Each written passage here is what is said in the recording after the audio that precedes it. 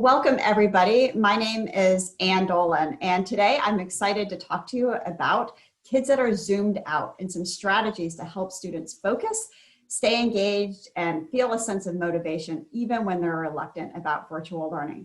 And I'm so excited today because I have a very special guest with me, and her name is Allison Sibley. She's from the Sibley Group in Washington, D.C., and she deals with this issue every day, day in and day out, with the kids that she sees in her practice and also the parents that she supports. So welcome, Allison. If you could just tell us about yourself for a moment, that would be terrific.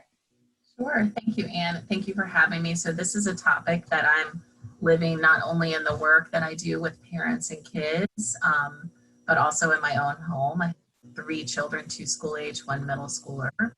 I'm a therapist, social worker by training, and have a practice of child and teen and family specialists in DC.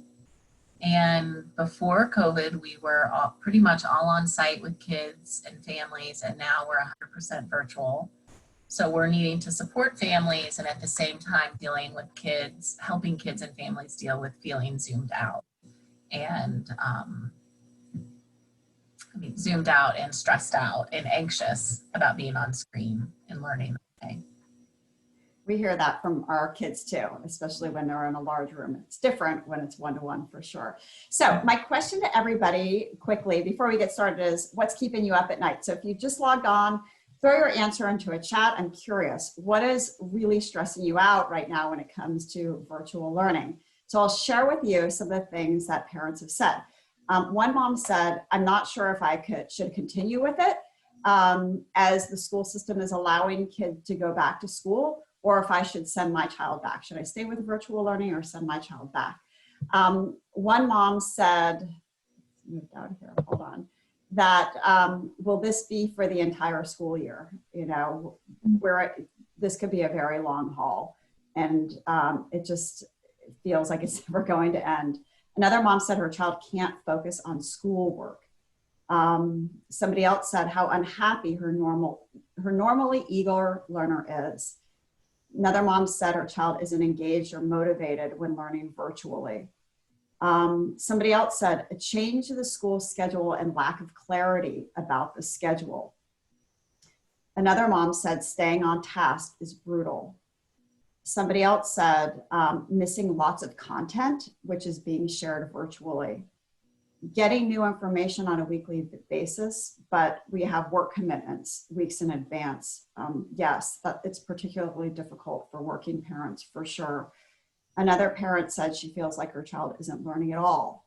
So I think these are all things that we can identify with as therapists, as educators, and certainly as parents. So let's get started and talk about some things that we can do to help our kids and to make this situation a little bit more tenable. I wanted to let you know, Allison and I are going to share lots of things with you today. And we have a couple of resources for you. Number one is I have an ebook all about virtual learning, and you can get it easily by texting 55444 and just type in the word virtual. And it's called 6 Tips for Smoother at-Home Learning, even when you're dreading it, which many of us are. And it's about 14 pages of really great content for you. And Allison is also coming out with a new ebook. It's not quite ready yet, but if you can email her office, they will get it to you right when it's done. And that email is info@thesibleygroupdc.com. And you can visit our websites for more information and resources if you'd like, ectutoring.com and thesibleygroupdc.com. So thanks so much, everybody, for sharing your concerns. I'd love to know, what is your child's grade level? So if you can send that, not just the panelists, but also panelists and attendees, throw it in the chat right now. That would be terrific. We're interested in knowing, what is your child's grade level? Okay, so let's see what we have here. 5th and 2nd, 8th, 3rd and 4th, 8th. 9th, 7th, 6th, 2nd and 5th, 7th, 9th, 3rd, 6th and 3rd, 2nd, 8th, 3rd, pre-K and 1st, 6th, 7th and 8th, okay.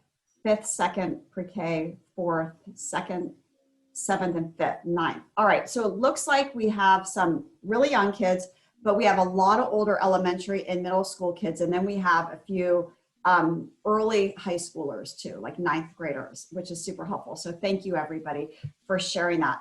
All right, so let's start out by talking about the things we're going to discuss today. First, why is this all so anxiety producing, and why are kids so disengaged in the first place? What is it about virtual learning that isn't always working for our kids? Some strategies for keeping kids engaged and motivated. This is really the meat and potatoes and what we're going to dial into today. And then lastly, reframing our own thinking so that we can empathize with our kids, and hopefully by gaining a deeper level of understanding, making it a little bit easier for all of us. So a couple of things that are happening right now. This is what it looked like in March. We had a teacher, and she was at the front of the room, and she instructed our kids, or he, and she was really keyed into what they were learning and what they were retaining, what they weren't. So she could tell, were they getting that? Were they off track? Were they not paying attention? And she could redirect our students, and pretty much knew what was going on. But this is our new reality. Now we have a teacher virtually in a Zoom room or a Blackboard room, whatever we want to call it, with a lot of kids. And that's where the breakdown is occurring. Before, it felt more personal. Now, there's a complete lack of personalization, especially during learning where everybody is together. And I found, at least in the students that we've worked with since March, that's really the issue. It isn't necessarily the medium of virtual learning. It's the fact that there are too many kids all together at one time, and kids are feeling very self-conscious. So what do we do about it as a parent when things feel depersonalized to our kids? One of the first things we can do is make sure the environment we have set up for them at home is the best it can be given the situation. So there's, let me go back to this in a second. There's a couple of things we can do. One is we can set up the workspace so that we have a traditional desk, or we have a shared space where there are multiple kids at a workstation, like a kitchen table or like a dining room table.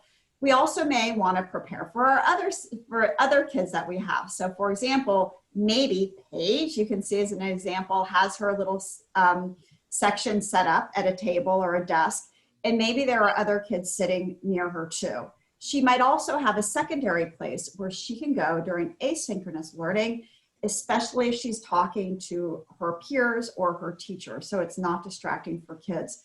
But in general, what I found is that for elementary kids, they need to be within earshot of an adult. That doesn't mean sitting next to us, because that wouldn't really be great. But if they can be in a place, for example, if we have a home office on the first floor and they're maybe in the dining room or the kitchen, there's some division, but not too much division. Sometimes when things are too quiet, it actually creates a sense of isolation and makes kids even more distracted. For example, if we have our office on the first floor and then we have kids, our child up in the guest room on the second floor, and they're 7, a second grader, that might be too isolating to our kids. So finding that happy medium is ideal. So let's talk about what else we can do. We can also have routines and schedules with some flexibility. Routines are really, really helpful for kids because they know what to expect day in and day out. They know, oh, every morning I get up at this time, I do this, then I do that, and then I start online school. Those are all important to have in the day, because when kids have predictability, they're less likely to feel anxious about what's coming next. So we also want to equip our kids for success, and we can do that in a couple of ways. Within the workspace, we want to make sure that our child has a comfortable chair. If they're a fidgeter, it might be that they have a ball chair, and you can buy these lots of different websites. They're like an exercise ball, but they have a flat platform so kids can sit and focus. They have noise canceling earphones. They have a student planner so they can write down their assignments and keep track of them. Or if they're older, maybe they use Google Keep, or they might use their calendar within their Google Classroom to keep track of their assignments. They have a way to keep track of time. And in fact, studies show that kids develop better time management skills when using an analog clock rather than a digital clock. So if you have an analog clock somewhere in your house, it might be a good idea to move it in your child's workspace so they can actually see the hands moving, which helps them keep track of elapsed time and how much more time they have to go. And then lastly, helping keep kids organized and their paper flow organized with an accordion binder. I found that these are kind of like the new trapper keepers. They expand to be really big, but since kids don't have a ton of papers anymore, it makes it super simple. So each tab is labeled with a subject. They just take their latest paper, put it in the back of that little section, and then everything is chronologically organized. I also like it for keeping composition books and bigger things like interactive notebooks. So a couple of other things that can help our kids that are feeling anxious, and this is especially the case when they're in synchronous learning, where they have a big room and their teacher is doing a lecture. She might be talking to them, or perhaps she's showing a PowerPoint and it's hard for them to focus. Focus tools at your child's space can be super helpful. These are some of my favorite things. These are just a little fabric pouch with a marble that kids can move back and forth. We all remember Silly Putty. This is the new version of Silly Putty, the more modern version called Neato. Many of our kids have fidget spinners. And then lastly, this is a great product for kids, again, that have a hard time sitting still, Wiggle Feet sensory cushions. But when our kids are always touching things and clicking their mechanical pencil, and they seem to always be engaged in motion, it's because they like that sensory pressure. It helps to calm them down. So instead of trying to find something to fidget with, giving them a fidget toy allows them to better focus on the instruction at hand. And I've also found that fidget tools really help to dial down anxiety that kids are feeling, which is what we're going to get into in a second. A couple of other things that I found to be helpful. First is just knowing that kids that doodle actually don't have a problem. If they doodle, it's actually a good thing. Research shows that people who doodle actually retain and pay attention better than non-doodlers. So a new way to doodle and take notes at the same time is called doodle notes. These are some of my favorite things that we use all the time for our students. When they're in a situation where they're feeling anxious, they're on Zoom or whatever platform they're on, and their teacher is lecturing, and they have to retain the information, instead of giving them a blank notebook, which can feel overwhelming and they will resist taking notes, they will do it in something that's more fun for them. Doodle notes are a visual, kind of like a graphic organizer way of taking notes. And at the bottom right, you can see some blank ones. And they're really great because kids can just take down their little notes. They can go back in color, draw pictures. And when they look attractive, kids are much more likely to go back later on and study their notes. You can pay for these or you can get them for free at doodlenotes.org, and one of my favorite websites, teacherspayteachers.com, search free doodle notes. So let's talk a little bit about, really, aside from setting up our space, making sure kids are focused and making sure that they're engaged. Really, the issues that we're dealing with now oftentimes have to do with anxiety. So I want to bring in Allison to this conversation. And Allison, you work with kids day in and day out on their feelings of being anxious around Zoom or around their platform where many kids are all together. What are some of the issues that you're hearing from your families and from the kids? Sure. Yeah, I think what we're hearing, one is kids feeling socially anxious, having to look on the video Zoom is face-to-face, eye-to-eye, and for kids who are anxious, especially around their peers or other people, that's a very intense position to be in. Whereas if you're in class, you could be parallel, you could be side by side, you could be looking down while you're still interacting. So we hear a lot of that, just which we might call social anxiety, or there could be eye aversion. A lot of kids aren't wanting to be on mic or on camera. When it's due to anxiety, it really will look more like resistance and fear versus just not wanting to work. Sometimes it's hard to tell. Um, and I mean, I think the other piece is kids are trying to navigate a lot of different platforms at once. For young children, they may not have typing skills, but they're being asked to do their assignments on OneNote or on whatever, platform on their computer, versus, which is a whole leap in technology and in skills and in kind of integrating. And so that just, in some ways, it's a little bit of performance anxiety. I don't know how to do this, but I know the information and I know how to get it out so my teacher can see. And then I think there's just the hecticness of managing a Zoom classroom with kids in charge of their controls. And there's a lot of hectic behaviors that the teacher is trying to manage, don't have their same tools. And that can be stressful for some kids where there's too much chaos or one person who's talking more or whatever. So I know one of the strategies you use with your students is this idea of creating a ladder. Mm-hmm. And I'm wondering if you can talk a little bit about the ladder. And I have an example on the next slide. And just walk us through how a parent could use this strategy to better talk to their child and to create some strategies for intervention. Sure. This is a tool that we use with anxiety all the time, not just about screen anxiety. And so when someone comes to us with anxiety, we'll work with them on what we call exposure.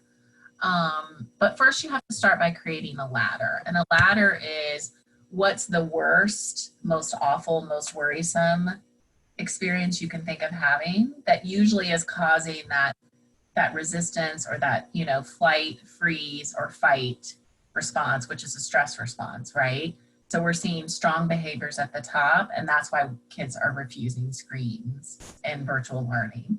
And then the bottom is the thing that could be a worry or just something they don't like about it. So it is a bother, but it's just a little bit of a bother. It's not the highest ever. So when you radiate that and create the worst to the not so worst, then you have a chance to start with working on the small things first, bit by bit. So you can take a gradual approach, and then you can pair whatever that being called on in class, either with a strategy or with the relaxation response, a relaxation activity during that, and see if they can kind of build that emotional muscle and that screen time muscle in their classroom. So it would be a bit by bit. It's a gradual approach. It doesn't fix it all at once, but the goal is to make progress in the right direction. What would be the first question you would ask your child in order to start to create a ladder? I think I'd even kind of go back and not start with a question and just acknowledge this is really hard. And when I see you kind of go off camera or not want to go on camera, I think there's feelings there, and I get it. Let's kind of be a detective around that and figure out what those feelings are. So I would want them to know what feeling are we dealing with first? Is it worry and anxiety? Because we don't know always. Or is it something else? And does the feeling have a thought? So it's, I'm worried, or I don't want to go on, but is it, I'm worried I'm not going to do well? I'm worried I'm going to fail, or I'm worried that they're going to see me, or so what are you feeling when you go on, and what are you thinking? And kind of map it out on either side. I have a worksheet I can share with folks if they want. Oh, that would be fabulous. That's great. Yeah, so I would start with, kind of what's the thought and what's the worry when you start to go on camera like that, or when you start to sit down. And then you would play around with the different scenarios that you see, right? Well, when you go on screen, what is that like?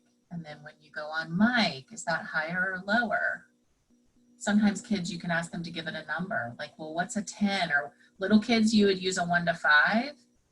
Older kids, higher elementary school and on, you would use up to 10.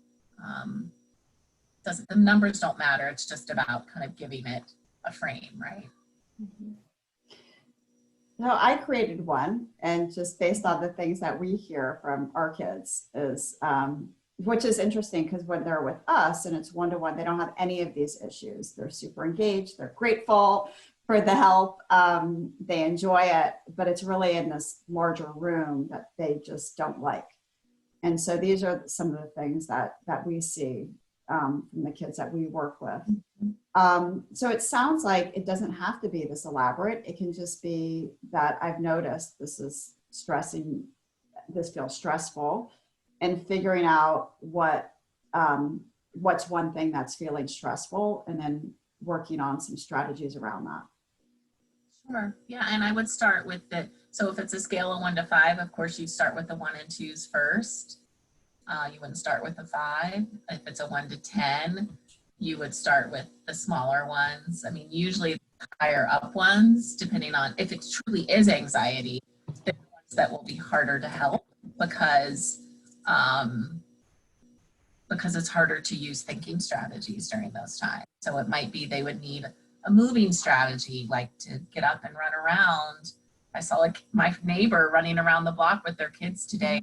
I know they were doing a moving strategy between virtual classes because I know they're a student at my kid's school, So it could be something like that, just to change the body state, to kind of shake it off and try again.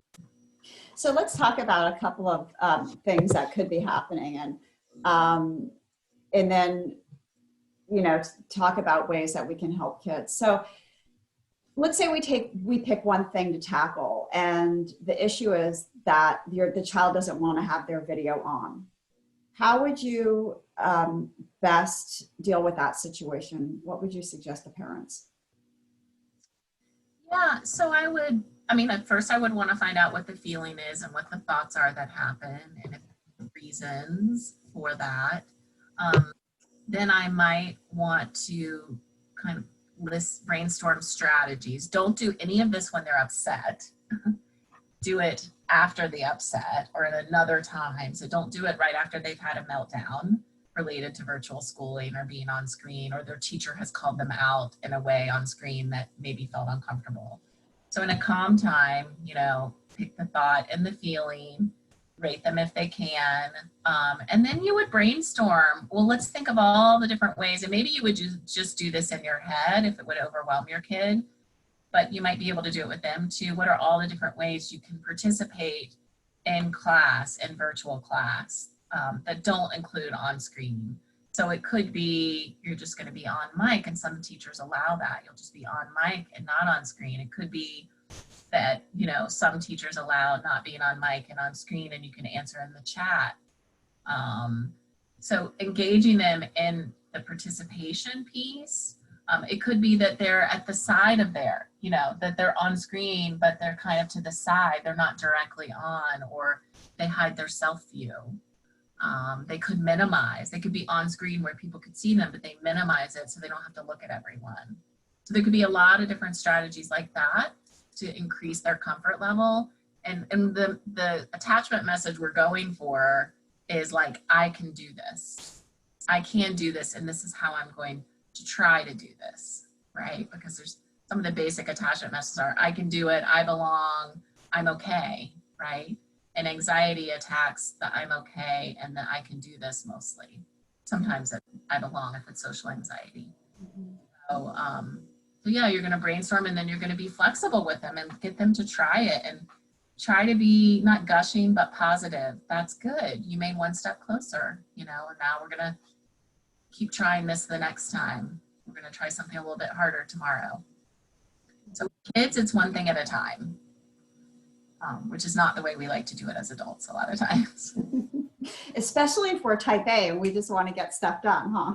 Right, exactly. All right, let's tackle another one, the wrong answer. Kids are afraid of giving a wrong answer. How would you discuss that with your child? And they give the wrong answer. Yeah, that's interesting. I mean, I think we could talk a little bit about mindset, and that we understand that it doesn't feel that good to give the wrong answer, but that feeling is a signal for us to, to take care of ourselves and then try again. I think, It's especially hard if they're giving the wrong answer in a new constellation of kids in their classroom with a teacher they're not that connected with. So I would encourage the connection either with other classmates in their virtual class to build those relationships, or maybe finding a way to connect with the teacher outside, because giving the wrong answer to someone that you know and feel comfortable with feels very different than giving the wrong answer to someone who you don't know as anyone other than just judging you as your teacher, right? So I think it would be like, yeah, it feels hard to, I would echo the feeling. It feels really hard to give the wrong answer. I know what that feels like, and we want to do about that. Wonder what else feels hard about that, and let's think of some things we can do about that. So it could be, sharing something with the teacher that you've done that is really positive as a student, so that you can kind of show that side of yourself too. Because I feel like sometimes the wrong answer as kids, it feels like it defines us. I'm that wrong answer versus I made a mistake, I didn't understand, or whatever. Yeah, it sounds like being calm and recognizing their feelings and kind of normalizing that a wrong answer is not a bad thing. We all get wrong answers. Yeah. Okay, so here's another one that I'm hearing a lot from parents, that their kids just don't even want to show up. The teacher is ready to call attendance and they're not willing to even get started. Yeah. This seems to be the hardest one of all. How have you tackled this with the families that you work with? I think this one is so hard because we have lost all our systems that we would normally rely on. We don't have the physical institution of the building. We don't have, I'm going to get to school to play with my friends before school, or I'm going to ride the bus for older kids and get to hang out with my friends, or get a snack at Wawa over near, Deal or Wilson or whatever. So I think this is so hard. And I think having a very consistent routine as possible is helpful, which is, I'm not criticizing the schools, but the whole Wednesday kind of loose day is really made more for teachers and the institutions than the kids, because it would really be better if they had the same start every morning, I think, and ended early, because it's really hard to get the momentum back on Thursday that you've lost on Wednesday. So, I mean, sometimes it's about creating, even the exact same thing you set up for them every day. For my kids, we use these little breakfast trays on school days that we put out, and that's what they have on their school days. And then sometimes it's even about, okay, I'm going to work a little harder about what they have for breakfast. This works better for school-age kids than older kids. This week, I'm going to put more motivation into it because we're just trying to get them to get up and come down at first. For older kids, it's definitely harder, but trying to figure out how they can incentivize themselves. Okay, this kind of stinks, and what's that one thing you can do during break, or what's that one thing you can do after school that is worth looking forward to. I've seen one kid on my morning workout class rides his bike over to the elementary school and shoots hoops because I think he's trying to get himself going before his day starts. So some kids will do this on their own. They just need the ideas. They just need new ideas for a new system. And sometimes with older kids, you're right, there's a sense of give and take. I remember we did a webinar in the spring with our friend Maria Zamiti, who's a psychologist, and she was talking about the blind eye strategy, which I've since shared with a lot of parents. And it really, really worked for me as a mom in that instance, because my youngest son was a senior in high school. And when kids are older, it's really, you can't micromanage them. You just hope you've done a good job their whole lives and they kind of pull through on their own merit. But I noticed that he was on gaming a lot late at night, or he'd be on Netflix. And I said to him, look, I'm willing to turn a blind eye on you watching Netflix late at night if you're willing to get up on time in the morning and be logged on to your first class on time. And he's like, okay, that seems fair. And that was our kind of our little deal. And it was so easy. But he felt like he had a little bit of power too, that I wasn't going to nitpick his, his media habits late at night. And then I mean, kids have lost a lot of their independence and natural independence and control these days with having to be at home and not going and seeing their friends. And they're mostly exerting it through their use of technology, quite honestly. So I think giving a little to help them get a little more learning is useful. Yeah, for sure. Thank you for that, Allison. So I tell you, I'd love to know the issues that you're encountering. So at this point, it's 12:47. We've got about 10 more minutes left. And I'd love for you to share with us some of the things that you are experiencing, and we'll have Allison respond to those. So here's one. Mom said, suggestions for kids with ADHD and anxiety who may not look at the teacher on Zoom all the time, and the teacher continually calls them out for not paying attention when the child is paying attention. And the teacher even says the child's losing participation points, which makes the child even more anxious. So what would you suggest in that situation, Allison? And I can also share as a teacher what I might do. Yeah, maybe you can share more as a teacher. I think in those instances, I feel like we have to be way more assertive with about our kids' individual needs now than we did before. At least I've had to as a mom. And I think because the teachers aren't having that individualized attention to really get to know your kid, they're missing a lot of their tools. Normally they would be getting to know kids through so much more than just the answer and through this small little box that we see on a screen. So I think if the teacher will communicate with you as much as possible, reaching out and maybe even just explaining, look, all that you're doing to get your kid to engage. And at the same time, if calling out is a negative strategy for your child, to try to explain for that and even ask, like, can we have a grace period for a while we're working on this, this, and this? And I had to do that with one of my kids' teachers this year. I was like, look, we're just looking to get my child in front of the screen, participating more and more and more in all these ways each day. That's our goal. Other parents might have other learning goals.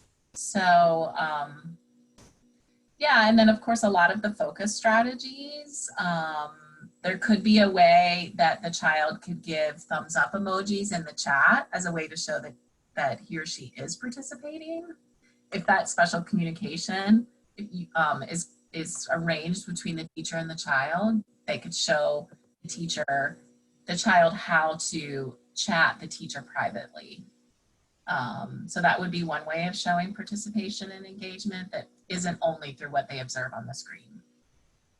Yeah, that's a great point. And I think you're right, Allison, in that teachers don't always know what's happening on the other side. I remember when I was a teacher, I would have parents report to me things that were totally like not what I saw in the classroom. And it was really helpful to know.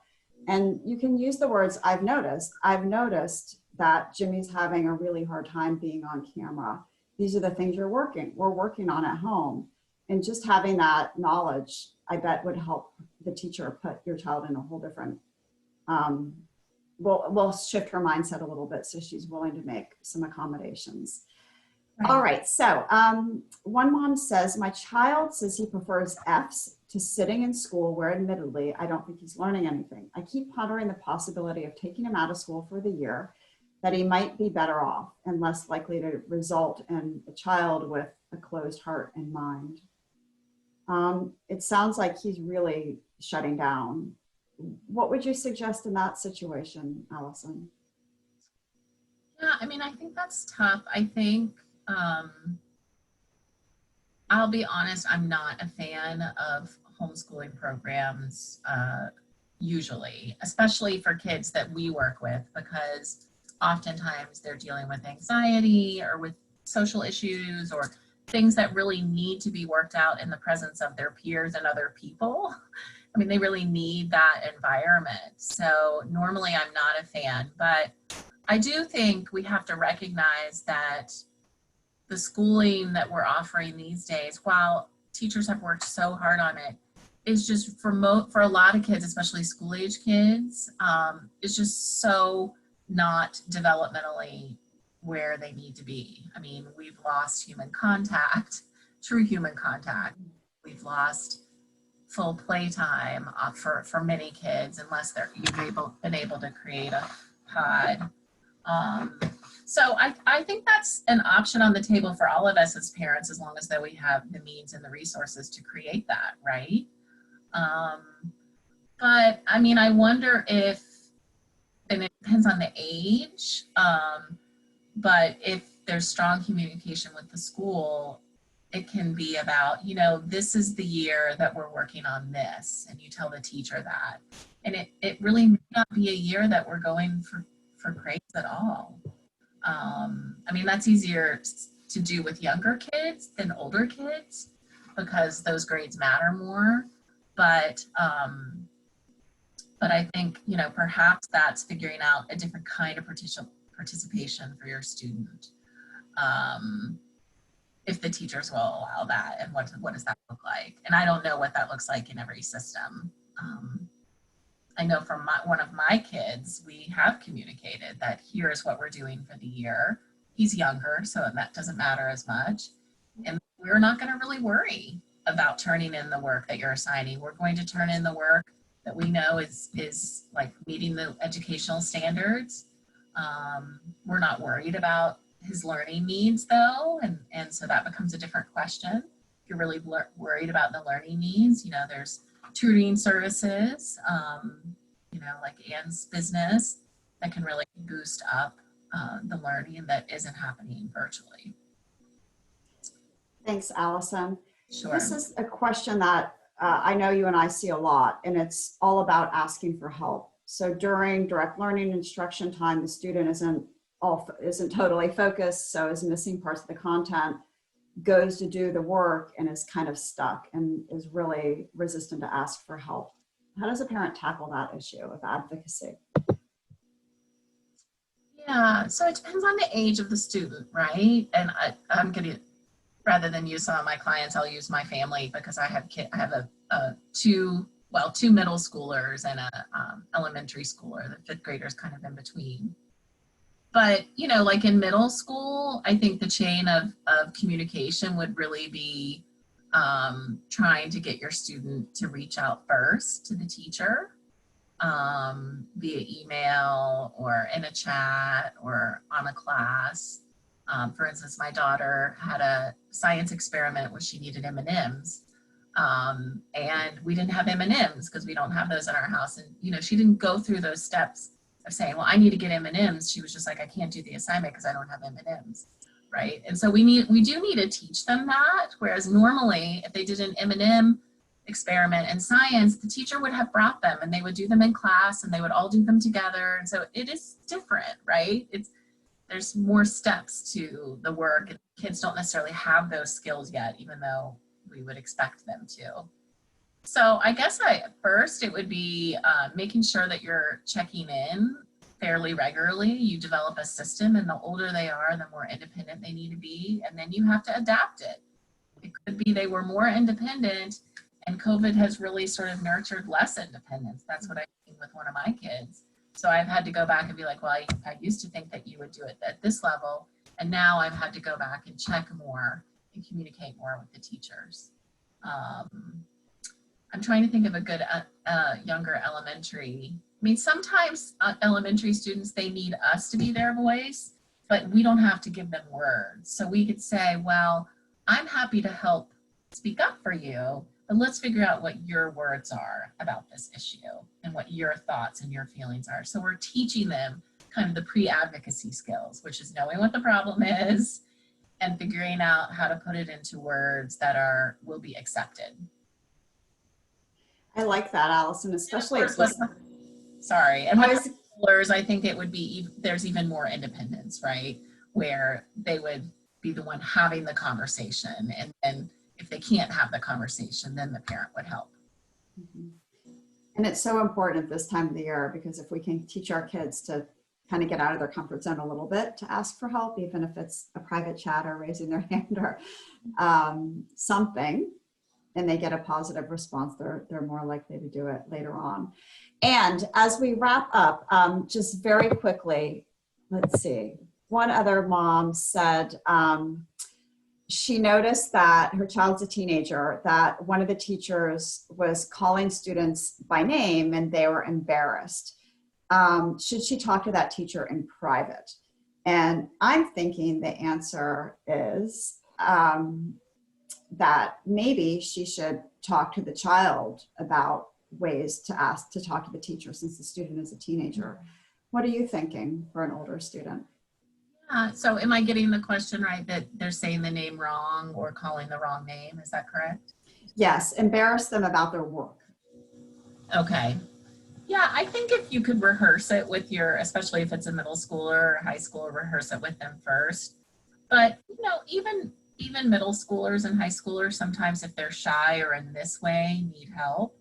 So I would try first, and then if not, you could do it from the child's email and sit and write it with them, because most of the time they are honestly going to be communicating with their teachers via email right now.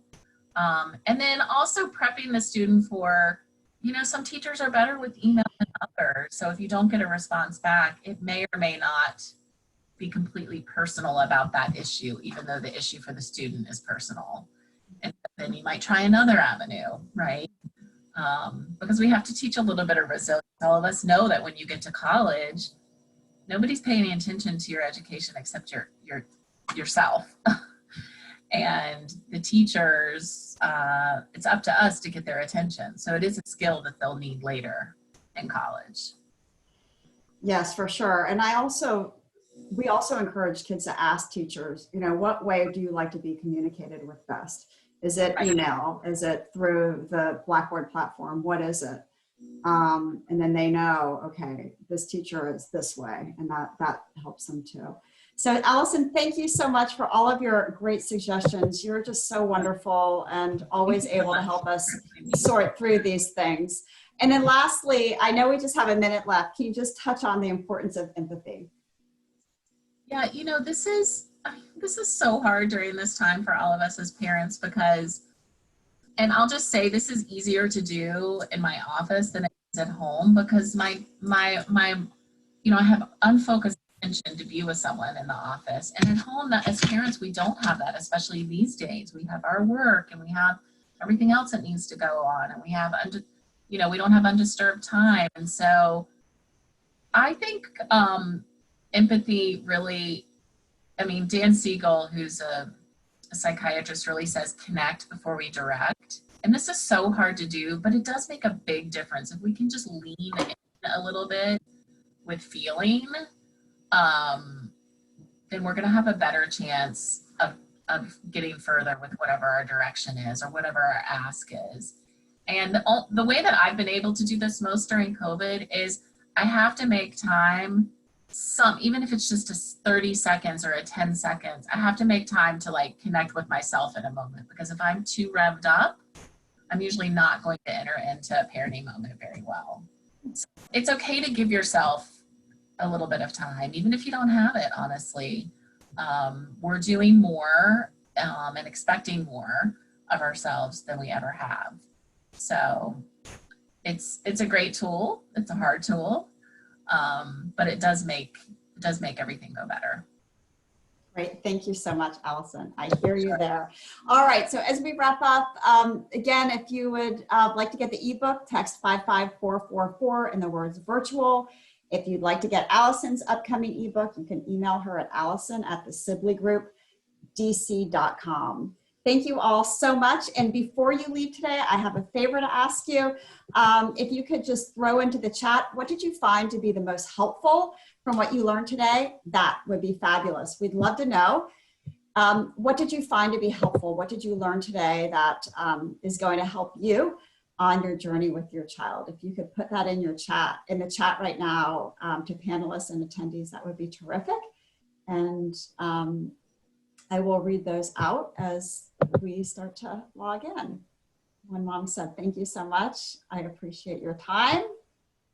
You are welcome. It was great to see you. And this will be recorded. I will send you out a recording and also some resources that Allison has by the end of the day today or tomorrow. When somebody said connect before we direct, that's a good phrase to remember. Excellent. Creating the ladder strategies. Terrific. I love the ladder too. It's so great. And even if we just create one ladder situation and strategy, it sounds like that will help us on our way. Great. Thank you so much for sharing that. Somebody else said tech. Are there ways to disable search engines? And I will mention, a couple of people asked about that too. If you're having difficulty with your child having lots of open windows, some of my favorite apps are Self-Control for Mac and Stay Focused, which is a Chrome extension, and that can be used on any browser, or that can be used on any type of computer. So again, thank you so much, everybody. It was great to have you with us today, and we wish you all the very best for the remainder of the school year. Take care, and bye-bye. Thank you. Bye-bye. Thanks, Allison. You are great. Thank you so much for coming.